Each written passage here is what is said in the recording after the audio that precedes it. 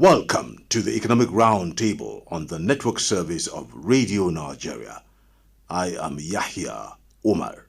On this edition of the program, we shall have a conversation on ebooks and the economy. Yaseer Abdullahi Samanja is an education promoter and a public affairs analyst. Welcome to the program, Yaseer. Thank you so much for having me. Today we are talking about ebooks towards a better Nigerian economy. What can you tell us about, first of all, we know the economy needs a little bit of a pep, and we know efforts are being made towards cybersecurity enhancement in the country to make it more result-oriented. Along these areas of development in the Nigerian economy and polity, we shall be having a conversation on how to make things a lot better than they are now. Tell us about ebooks.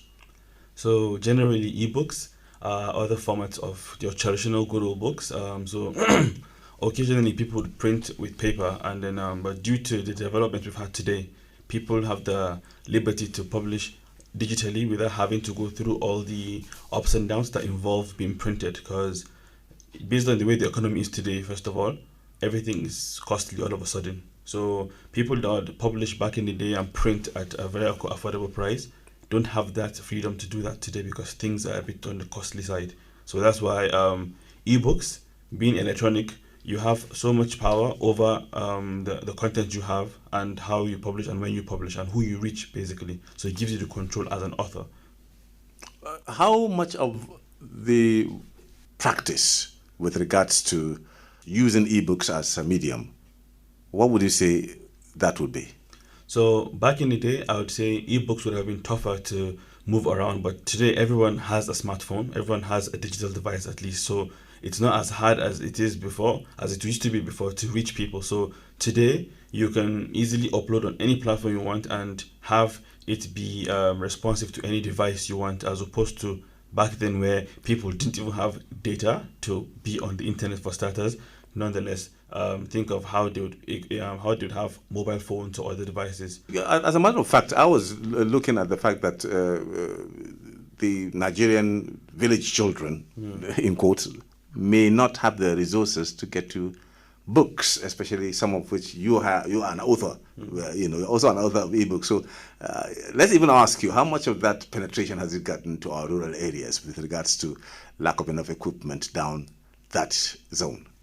So truth be told, we have people in this country that have never even seen electricity, for starters. So when we talk about mobile phones, we are going a bit overboard, by the way, for them. So I would say to be fair to them, I have not really reached those localities with my books because I'm still yet to reach where I need to be here. And I think it's simpler to reach these places once you've reached where you think you want to go, because at that time it's simpler to communicate these things to any other person in any other language. For starters, now if you want to go to rural areas in Area, for example, you wouldn't. It's known to have a high rate of illiteracy, for starters. Now these are people you'd have to come to their level to explain one or two things to them. So they might not be even interested in the fantasy stories you have. So I think an approach you can have to reach those kind of people would have been maybe use their struggle, tell a story through their struggle, then tell it back to them. You can now squeeze in any information you think they should know about certain things in life through their struggle. That's one way to go to them, but you need to be established first as a person, as an author, and you need to have a fan base for starters before you can expand. Okay, Yaseer Abdullahi Samanja, these are your full names. What would you say should have been the trajectory? Should it be, like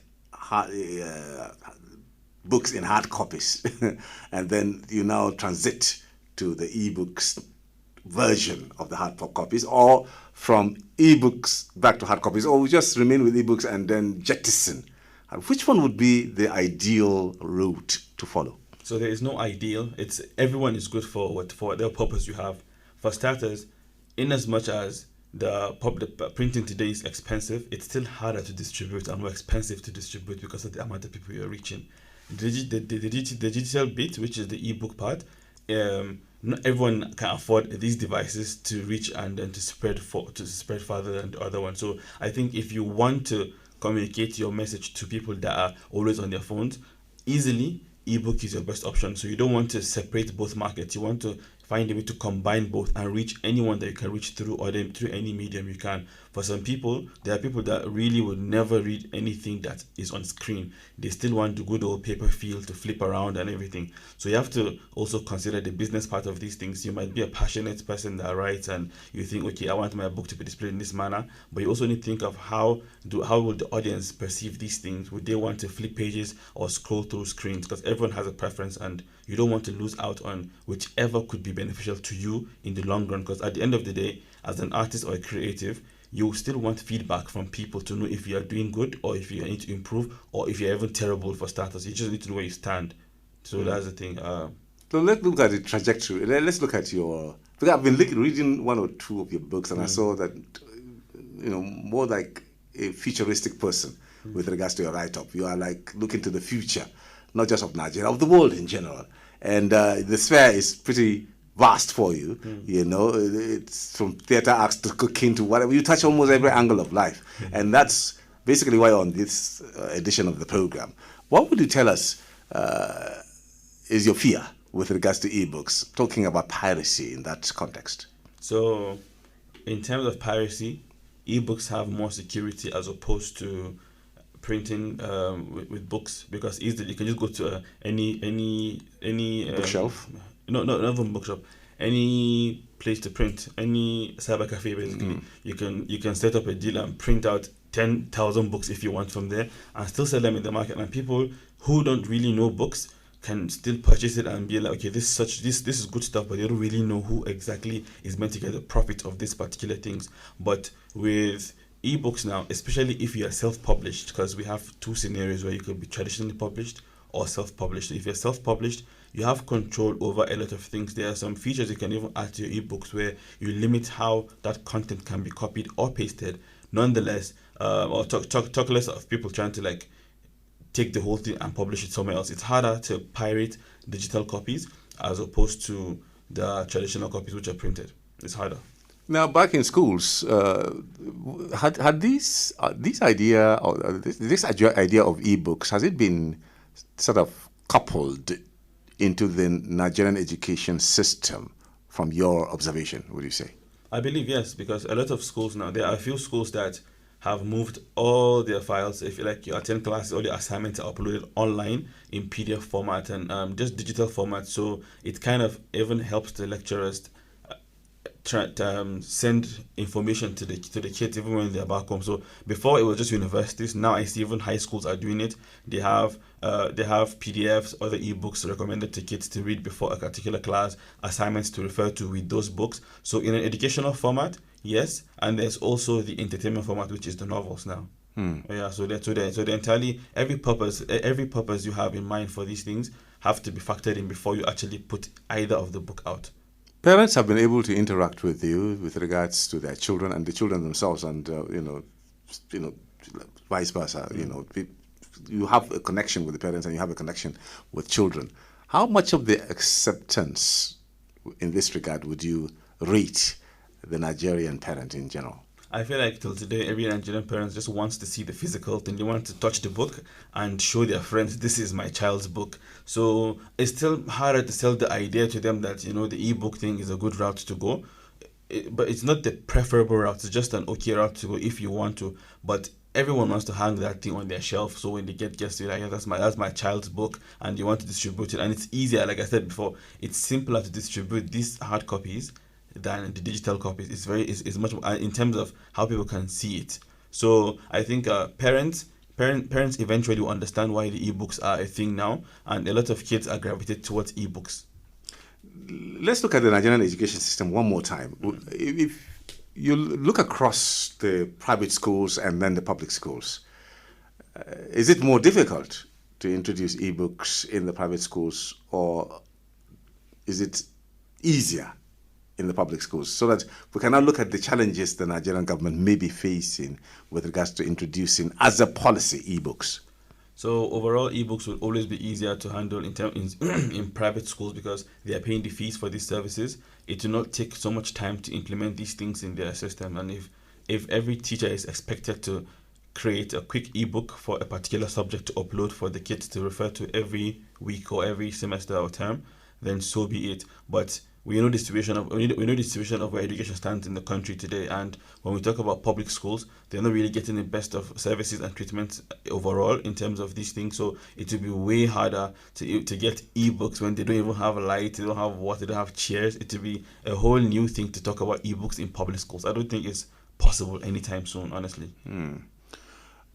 Before we now ask you to, because I know you have a couple of ebooks, to your credit, I would need you to, in the course of the second half of the program, to probably read us a version of, or maybe a little bit of a section that we would maybe just be interesting, hopefully for the listener to be interested in ebooks in general. We'll just take some time out, take a break, and then when we return, we'll be looking at a certain aspect or certain excerpt of one of your ebooks, and then we'll now see where we can digest the messages that came therefrom. Let's take a break for now.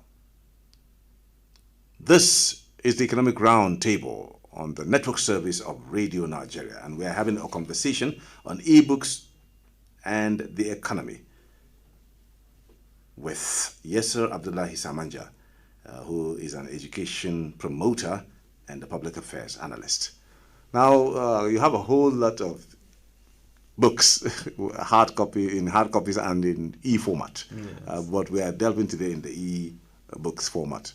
Can you just do us a favor and pick any of your books, and then so we can now listen to an excerpt from it, and then maybe feel the pulse of what ebooks may sound like directly from the website.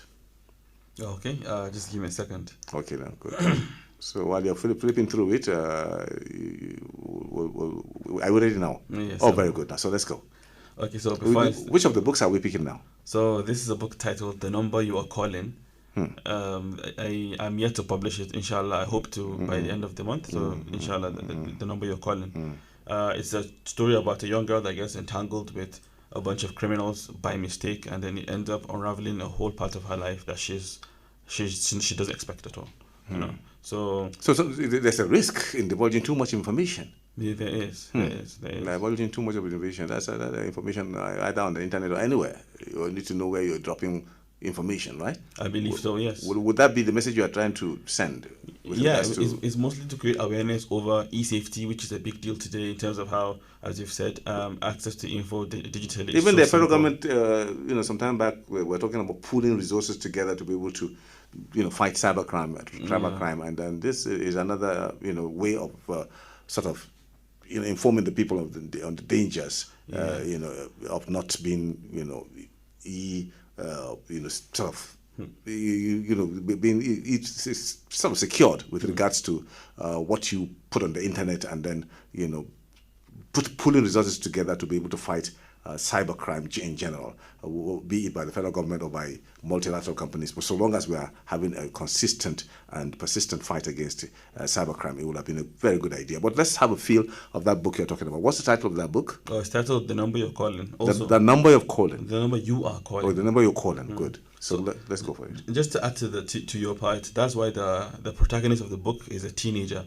I believe that it's safer to use this kind of characters because the parents now see the risks for their kids, and the kids also see the risk for themselves. So it makes it kind of more. Is there some kind of catch them young feel that we get from it? Yes. It starts very nice, and then it ends up at that part where everyone has to be aware of certain things. So I'll quickly jump to a random page and read up to you. Is it possible to know the page you are in now? Is that possible, or just any of the pages? No, because this is the raw manuscript. Oh, yeah, good. Okay, good. Yeah, Okay. So towards the middle or towards the first part. No, these are the early parts. Oh, the early part of the book. Yeah, the early parts. The first arc, basically. Okay, good. Yes. Okay, good. So I start. Anita, we need to clear the air once and for all. Her mother stopped knocking, and a sudden thud on the higher part of the door followed. Her forehead was pressed on the door as she waited for a reply from her daughter. Your words from yesterday got to me. I could barely focus in the shop today. So here I am, ready to tell you all about your father, if you promise not to interrupt me like you always did. Anita slowly walked to the door, turning the knob gently, and stopped midway before she let go of the knob. She She leaned on the wall beside the wardrobe, looking up and wondered if she should let her mother in. It's fine. You don't have to let me in. As long as I have your attention, her mother said and sat on the floor, leaning on the other side of the door. Like other men, your father was not always so bad in the beginning, but along the years he hit a brick wall. When he lost his job as an auctioneer, when the job offers stopped coming to him and he constantly got rejected whenever he applied, her mother paused to draw in some air and hold back her incoming tears. So that's just a slice of things that are to come. Well, emotional there. Yeah, Quite I don't emotional. I don't want to reveal too much. Absolutely, yes. Yeah. Wow. So from this bit, people begin to understand why there's a teenager as the lead of the story, and then how it affects parents and the teenagers as well as they grow. So that's the idea behind the As an characterization. education promoter who Yeah. deals with parents and students and youngsters, teenagers, toddlers and all that together, which is the easiest part of catching the attention of a child? Is it through their parents or their more like, games and plays and all that? Or would you say when mommy or daddy says that, it catches the attention of the child easier? No, the one thing that catches kids, whether the parents like it or not, is cartoons. Whether they like it or not, cartoons will always sell the idea you want to those kids, because you find kids that are 2, 3 years old who probably don't even understand speech and understand anything that they're watching, but they're focused on whatever is happening on screen. You don't know why, you don't know what they perceive from, but they're just so attentive. So I think anything you want to communicate, if you have the means to communicate, maybe culture, something that can be dumbed down for a kid to understand, because kids today are smarter than they used to be. They can tell you a story that will shock you. A kid of 6, 7 will tell you stuff that you would be shocked that a kid knows. So using this avenues, you can easily transport and tell and give out any kind of information. So if you want to, like I said, if you want to give them cultural advice, you can have like culture related stories where kids are probably dressed up in their local attires, doing things maybe with mythological stories around their culture that people don't really talk about today. These small things that are disregarded actually play a big role in terms of a kid's development when they're young. Some time back, we actually saw a Nigerian cartoon producer, who produced some kind of, cartoon series that went international, and we were quite amazed when we saw that being promoted on national television. So it's a very good idea in that perspective.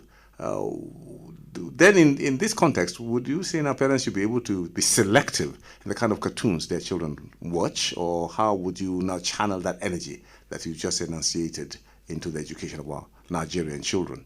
Yes, I believe so, because the thing is, most cartoons that our children consume today are not based off our morals as Nigerians and Africans. They're based off other people's morals and things that maybe you might not agree with, but you have no choice because it seems interesting to your child and you have to let that happen. So recently we've had a lot of a rise in animation studios in Nigeria, and we've been doing good. I've noticed a lot of people doing good in terms of like promoting cultural things, using these things, and the quality is actually superb as opposed to how it used to be. So I think we're on the right track now by trying to secure how the kids grow and what they consume by making things they would relate with easily. It's like a kid watches a cartoon now that has green taxis and they live in Abuja, and then they step out and they see green taxis. It's so relatable to them as opposed to having like seeing a taxi with New York City on the side. So slowly but surely, but things are happening now, and I'm actually happy with where it's going, because before people didn't really understand what storytelling was. They just thought, okay, just books, but it goes way beyond books. It goes to movies, to cartoons, even speech. It goes to speech as well. So I'm just happy with where the things are going now in terms of the kid development for cartoons. This ebooks idea is battling for space in the minds of our Nigerian children as they come up of age. As you said, the level of intelligence is very amazing, these days. A child of 2, when they open their mouth, you wouldn't believe that this little lad is 2 years old. So and a lot of education, promoters, in the category for which you belong, are also saying that it's also good for children to also be sort of, aware of the fact that when you flip through books, the aspect of physically opening the pages of the book is also education on its own. How would you now, sort of equate it to ebooks, which just involves you just touching the knobs and then flipping to the next pages or sliding through the glass of your phone and all that. And, they are actually looking at exam malpractice as an issue too, the level of non-committant attitudes towards books with regards to too much of the play and games on the phone. So how much of that would you know that is your child actually reading the books or playing a game on their phone? So what would you say in that direction so that we can now channel the energy properly and enthusiastically from the Nigerian child on their own, opening ebooks and reading them for their own progress? Okay, so I believe a child is basically a learning machine. Based on how you show the child how to do certain things, that's how they believe and grow up towards it. So if a child is growing up and exposed to this is how to read this thing and this is when to stay from this and you can enjoy this way, you can teach a child to enjoy certain things. You can't force the child, but you can try and teach a child how to enjoy certain things. So for example, if you want them to solely just use this technology to read books, there are dedicated ebook readers that can just be solely for books, and maybe they have stores that only have books and they don't get to download a game or anything. So you can have this for the kids, and literally they only have that to read books and nothing else. Of course, they have updated from the old models where it's just only books to where you can have apps on them. But of course, it's just modernization. You can't blame that. But you as a parent, you need to be aware that these ones exist as well, where they can't access these stores and they only have access to books. So it's easy to control. Basically, it's not so hard, and you can even get models where you have access to the internet, where you download these things for them to read which ones they want. They give you feedback. If you're happy with it, you get them a new one. So you can control it. It's just like going to the bookstore, but at home you don't have to stress as much. Okay, before I ask you the penultimate question, let me know how a child knows that daddy or mommy is happy with them. Because to you, as I said, you're more futuristic in trying to you believe that a lot of people that are a certain couple of years old now, probably from 40 and above, it's not easy to convince them that children who are just coming up now, it's good to now get their mind to focus on patriotism and all that. How does a child know that, oh, I'm doing this to, daddy's happy with me and mommy is happy with me and I'm going to make daddy happy? What's the reward nature, or how should you reward your child if they are following a certain etiquette that is leading them in the right direction, especially ebooks in this regard? So, as I said, it's based on how you train the child from the start. If they learn to love it, then they don't need to feel rewarded for it, because it feels like the only reward left is to get a new book because they love reading. So that's the idea. If it's not a situation where you see for a child, if they go to school and they become first place or something, then they buy them a toy. So that's a different scenario. Reading is not to be attributed to like going to school to get grades and to become better or anything, because reading develops you in a different manner. It actually it opens your brain in a way that you enjoy certain things based off of how you perceive it, not how everyone else. That's why everyone has a different meaning to what they read. We can read the same book, you and I'll have a different message that I picked from it, and you have the same one. You have a different one you have from yourself. So rewarding for a child reward for a child for reading books, I don't think it's a thing that should even exist, even if it does, because you're not making the child love the reading. You're making the child read for the reward. So let the child want another book to continue reading, not because it's a reward, because they really want to they're really curious and want to learn more from other books. So I think that's the mentality to have. So it's building the enthusiasm that matters in this case. That's all that matters, mainly from reading. Okay, since we're focusing on building the economy through the Nigerian child, because to you that's where the crux of the matter is, and they're growing so fast these days. How would you love generally every year for Children's Day to be celebrated for the Nigerian child in general? Because every year people look forward to that day. Children's Day. Well, how do we make our children so that from that age we'll be able to catch them young, and then our quest for a better economy would have been built long before now? So from what I see, the major Children's Day events we have, you would see they will have bouncing castles, have kids dance around, which is very fair.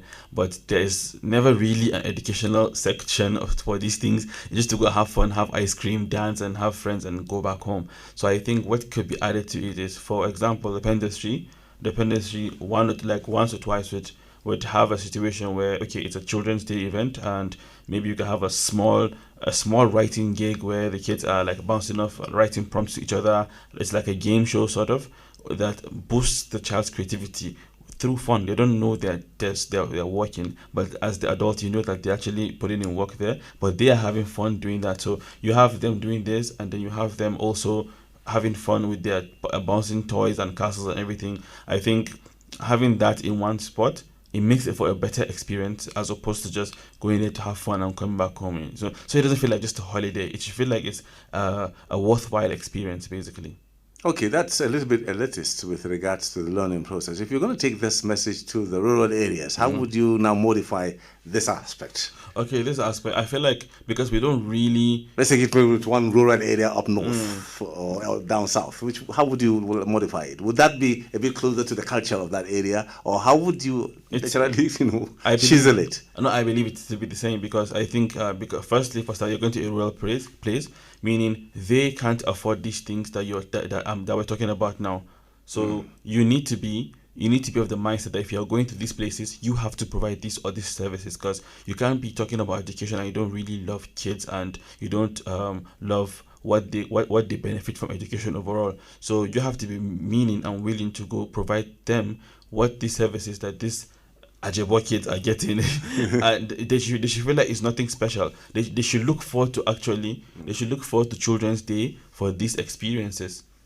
So I feel like from the rural area they would appreciate the Children's Day even more, because they don't have, maybe they spend a whole year just being in school, and if they even go to school for starters, and then they know that okay, 27th is coming, yo guys, are you ready, let's go have fun. So something they will look forward to them, and you don't have to spend as much, because I feel like it's a collective effort. One person does it, everyone wants to contribute to help the rural area kids. So it's the same thing. It can be applied there if people are willing to. You don't have to do every day for them. Like, let's make it a day they look forward to in a year. This actually makes them want to go to school, because some kids don't know the reason why they should go to school for starters in that part of the world. So I feel like you have advertised it for them, you have beautified it for them, and they will definitely be attracted to it. That's just it. Do you think in Nigeria we're still giving prominence to Children's Day? Because in our time, in our days, we look forward to that day with a lot of enthusiasm. Do you think parents and the government is doing enough to give it that hype that we used to have in those days, or do you think more should be done? No, I think it's still done. I think it's still maintained based on they've just done a lot of things now to fairs, so it's still done in the same manner, just that, as I said, there are some certain things that could be added to it that could just make it different. Very well then. So could you just give just one, so that we just one aspect or two? Oh, so like for a game show, for example, just like how Cowbell does these things. So just a game show or two that engages the people, not just to go and have fun and go back home. Try and do something that's beneficial for the kids. They're meant to learn and improve and advance as they go on in life. So, well, thank you very much. Yaseer Abdullahi Samanja, an education promoter and a public affairs analyst. He's also an ebooks promoter. He's basically all around the place, a cook, a chef, and all that. So yes, he's someone that a lot of parents would love to interact with. Yaseer Abdullahi Samanja, we thank you very much for being a part of this program. Thank you so much for having me. On behalf of Tijani Abdul, our studio manager for this edition of the program, and the rest of the team, I am Yahya Omar.